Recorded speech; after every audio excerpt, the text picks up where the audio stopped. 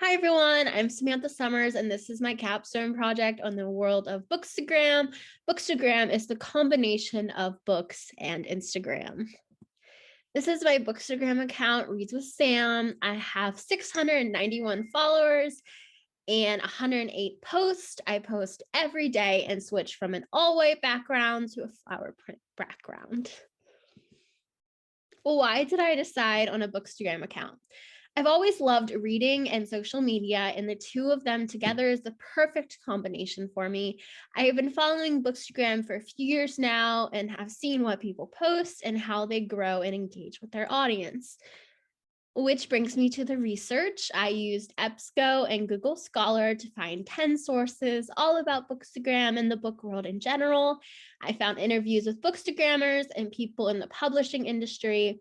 I took advice from these accounts and bought a Canon camera and used Canva to create graphics that I could post on my stories.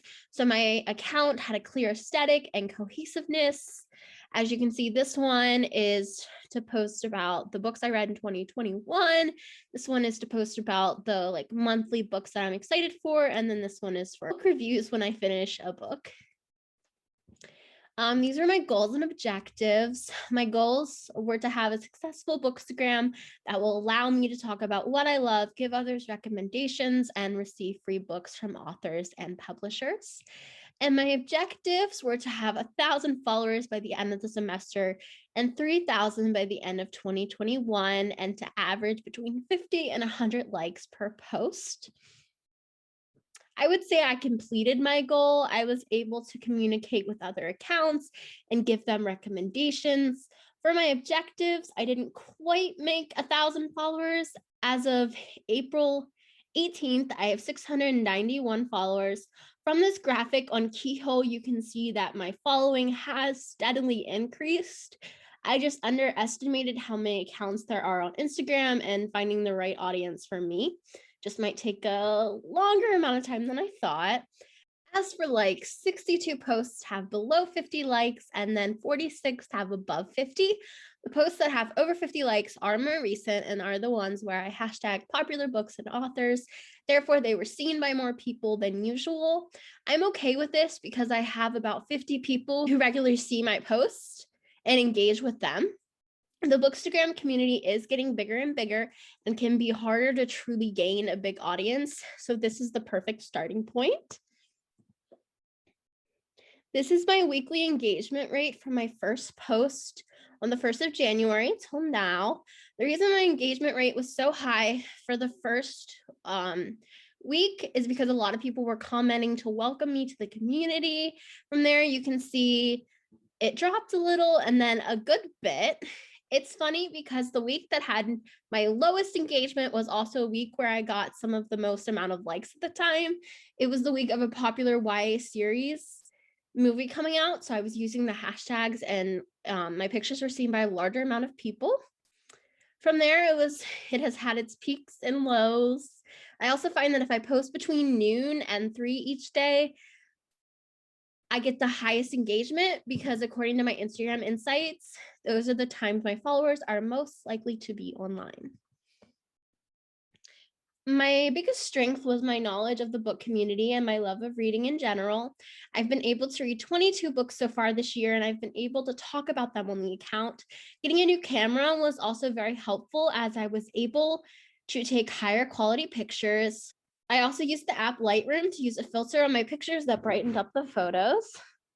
I would say the use of hashtags were both a strength and a weakness. I used the same 10 hashtags for every post and then added post relevant hashtags for each individual picture. When I hashtagged books that were popular, I got my highest likes than books that aren't as popular. This is why if you're in the Bookstagram community, you see a lot of the same books being talked and posted about. I find that I want to be able to post about all books, even the ones without a big audience, so maybe I can help it find a group of readers. From this picture on the left, this book only has 3 posts on the hashtag, and 2 of them are mine. The only reason I found out about it is because someone I follow posted about it. I'm really glad I read it because it was really good. But as you can see, the likes were much lower than this similar taken picture for a really popular YA book series.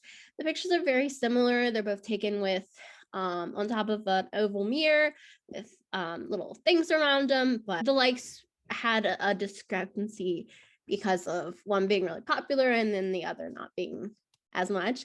Another weakness would be coming up with picture ideas. I found that I was doing the same few setups. I don't know if this is necessarily a weakness, just something I need to work on with giving me inspiration. I also had a friend review the pictures before I post them to see if she liked them. Promoting posts.